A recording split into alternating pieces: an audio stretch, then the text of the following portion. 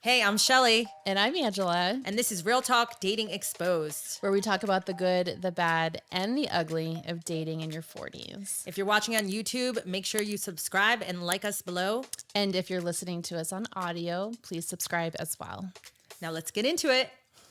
Okay, so attachment styles, love languages. I do feel like these are buzzwords. Can we call them that?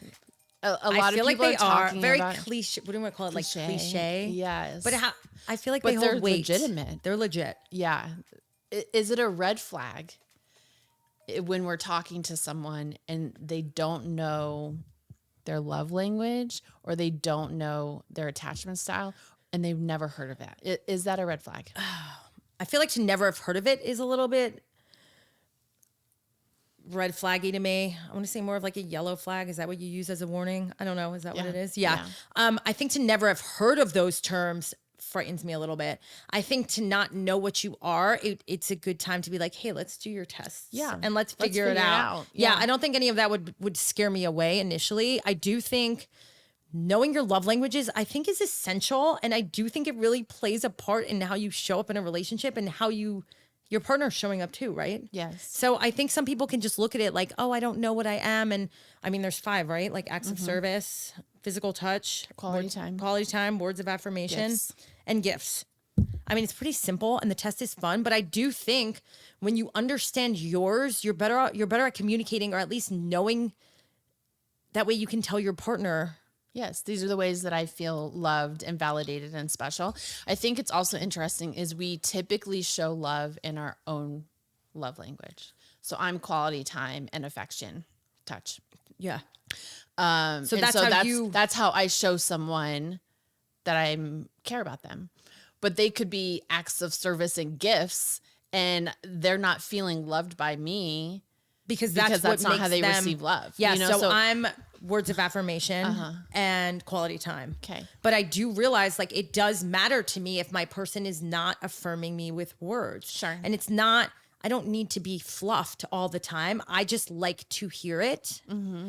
And that's what makes me feel warm and fuzzy, right? Yeah. So I feel like if I didn't know that, I mean, how could I urge them to give me what I need? Yeah, you can't expect them to know and read your mind when you don't even know. Agree. And I also think having your partner, which they could think like, oh, this is retarded. What am I doing? Mm-hmm. You know, no, it's like take the test. Yes. Because you don't know what they need. And I think a lot of men are acts of service and physical touch, but they want to know like, hey babe, I got the garbage today. Or like, I packed your lunch. Right. Or, you know, hey, let's just lay together. Oh, I have an hour at lunch break. Like, do you want to come home? Like physical touch. Like there are those things, but I think being aware of it, if anything, it's not going to make or break your relationship, right? It's not going to do that. But I think if it can give insight and add that extra little bit of ease or, connection between you and your partner, why not? Why not? Yeah. I think attachment styles are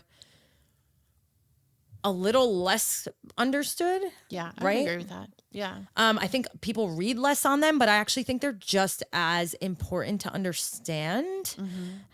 Would you want to go into attachment styles? Yeah, I mean, attachment styles, it's so important to not only for, again, going back to the love languages, right? Like, how you feel and how you show up and how you communicate, but then also to understand your partner from a deeper level. So if your partner is an avoidant, you can now see those signs and those tendencies of them to, in time with confrontation, maybe they just need a little bit more space. It has nothing to do with you, but they just need more space so that they can process on their own before you can even have the communication, right? Like that's just one small example of understanding that.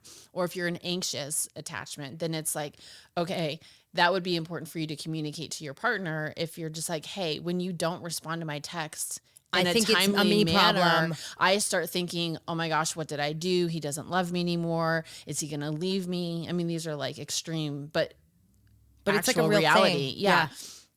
So I think it's important to be able to communicate that. And then is your partner able to take that into consideration and make, I don't want to say an accommodation, but yeah, a consideration of, hey, I should probably next time she texts me, like, be mindful of that. Or maybe if my text is a little bit more delayed, be like, hey, sorry, it took me so long. Was in a meeting. Hope you're having a great day. I love you. Whatever, you know. Also, if you know that your partner is anxious, they're probably going to need more reassurance, even like during a fight. Like, I still love you and I'm here for you. I just need some time to process it, you know. I completely agree. But I do think attachment styles are less commonly known about. And if you guys didn't know, it's secure, anxious, and avoidant. Those are the main three. They kind of, you can be an anxious avoidant. I mean, they go down the rabbit hole. There's tons of books on it if you want to read about it. But ultimately, we all aim to be in that, I think, secure space, which is, I operate effectively on my own. I'm in a healthy way. I communicate healthily with my partner. They are the same way. It's like two individuals operating optimally alone or individually. And then when they come together, they just support each other. And I think there's a lot less of that miscommunication in those relationships because they're able to communicate how they're feeling. They don't take things necessarily personally. Yes. And it's just how you ideally want to show up. I think the perfect, you would say, quote unquote, perfect match would be two secures. 100%. I think we find in dating, which is actually fascinating because I read this also, is that most of the men in the dating pool right now are avoidants, meaning they keep people at arm's length. They're not, really emotionally available. They are to a degree, but they have a hard time connecting. They go from relationship to relationship because they ultimately have a fear of like emotionally connecting to a partner. And it would only make sense that they would end up in the dating pool because secures typically stay in a relationship because it's two secures. But avoidance, they typically go through women faster because they're not really capable of that long-term commitment. So we're finding them, when things get tough. And it's not to say, I think this is another confusion. Attachment styles are not bad. They're not bad. We all have our own attachment style. It's just, and it doesn't mean that it's going to show up in a negative way or be the downfall of a relationship. It's just more of, again, creating that awareness around how do I present myself? How do I manage my emotions and vice versa? And how am I showing up for my person? Yes. Yeah. So agree, there's nothing wrong with them. No. I think it's understanding them. Yes. But I do think when you do get a little bit more keen on what they look like and how they're showing up, I think what started for us was, how are we getting affected by the avoidance we've dated? Oh my goodness, this is making us anxious. Yeah, because I would say you're secure, I'm secure. But I do know myself well enough to know that if I'm with an avoidant, it pushes us. It puts me in my anxious attachment because I am secure, but I have anxious tendencies. Same. And so I think being aware of that and also in our dating, it's like, okay, once I start feeling that way, I don't want to feel that way. You don't want to feel that way. Agree. And how many years? So I think it was the aftermath of many avoidant relationships where I was with an avoidant, and I hated how I felt about myself. Yes. I hated feeling so anxious that like, oh my God, I didn't hear from them. Did I do something? Yes. When I'm like, this isn't who I am. Right. Because I'm naturally a secure human, so that's, after those relationships ended, and it was so difficult to like let them go, but it was so not a healthy way to feel. No. How I felt was not me at my best. Right. And so that's what led me to explore these attachment styles. Right. And I'll say the understanding I got from that after was like eye-opening because it made me realize how the avoidance puts you in that space, but like also not to fault yourself if you end up there. It's just understanding it so that way you're recognizing it sooner, moving forward. Like I know avoidance will put me most likely into an anxious attachment place. So I just don't want it, but I don't want to be there. Yeah. So I prefer not to date avoidance. I also think avoidance aren't going to give me what I need from my secure place because I do want the emotional availability and someone to emotionally lean into me, to respect my emotions as well. And it's just not what I'm looking for, but I didn't have words to put with how I was feeling and what I was pinning my partner as either until I explored the attachment style. So I just recommend it's information, right? It cannot hurt you. And like Angela said, they're not bad. None of them are bad. I think it's just giving you better insight into who you are and how you're showing up. The same way love languages do. Right. Yeah, I agree. So not a red flag, But I would say just being open to, not a red flag if they don't know their love language or their attachment style. Yeah. But being open to it. And then I think the other key part is, are they reflective? Can they be like, oh yeah, this is how I show up, and maybe how I've shown up in the past and where I want to do better. Totally. You know, that's well, I really think that important. just shows anything.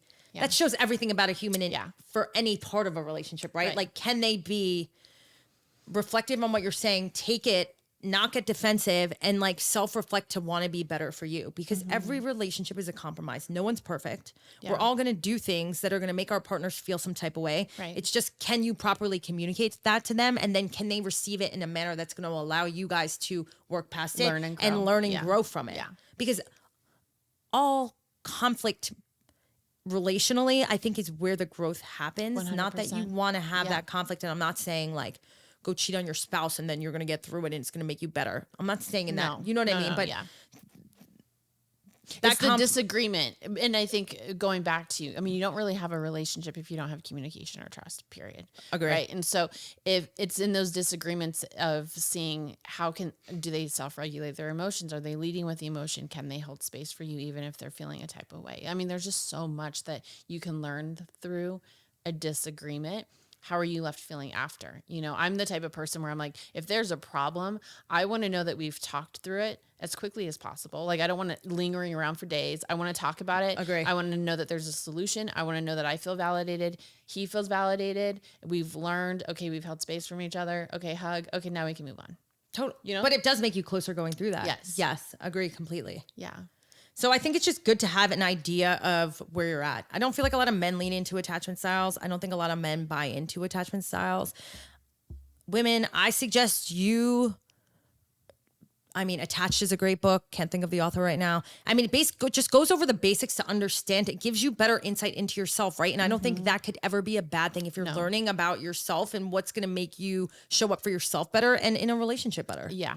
You know? And then again, going back to, if the man doesn't know, I almost feel like it's the woman's job to like hold that emotional space, right? Where it's like, it's not necessarily, we'll just say men are just held to a different society pressure, right? Where they're not supposed to be in their emotional state. They're just supposed to like put their head down and provide and protect and blah, blah, blah. So if there's a man that doesn't know, like, that's okay. But again, is he open to learning? Can he tap into that emotional space with the girl that he's with and then have a conversation around it? Agree. That's the important part. And I do think it is really hard for men to tap into the emotional side. And I think it takes them longer than women. Yeah. But I just think that's society, like you said, it's just the way men are. And I'm not mad that men are that way.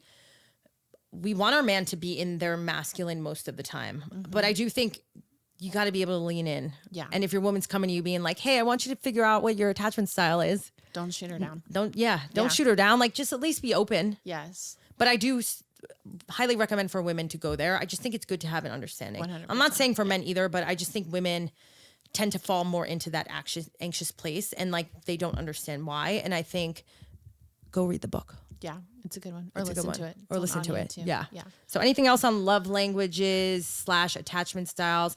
How much, do you really feel like it's without knowing any of that, do you think it's going to make or break a relationship?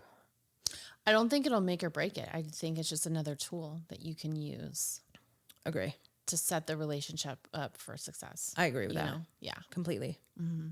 Otherwise, you're just kind of shooting from the hip, going in blind. Yeah, right. Well, then it's taking one less. It's just creating more need for conversation or dialogue or conflict that's going to happen to learn the hard way. Yeah. So I think having 100%. That. Yeah.